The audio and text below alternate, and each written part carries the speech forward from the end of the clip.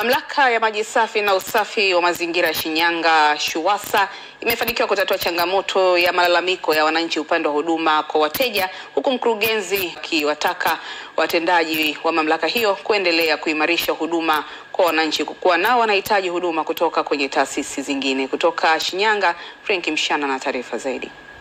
Mkurugenzi wa mamlaka ya maji safi na usafi wa mazingira Shinyanga, Injinia Yusuf Katopola, ameyasema hayo wakati akizungumza na watumishi wa mamlaka hiyo. Kubwa zaidi ninataka kulisema kwamba hatuna malalamiko makubwa kutoka kwa wateja. Sio kwamba malalamiko hayapo, yapo, lakini sio makubwa.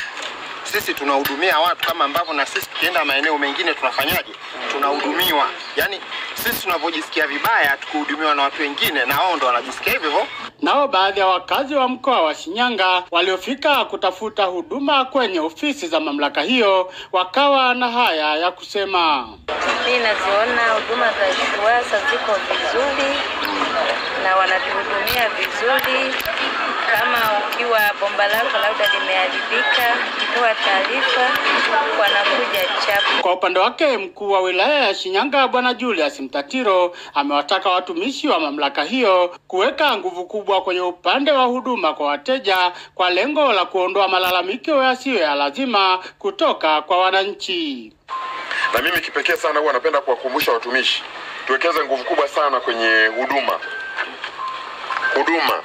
kwa wateja wetu.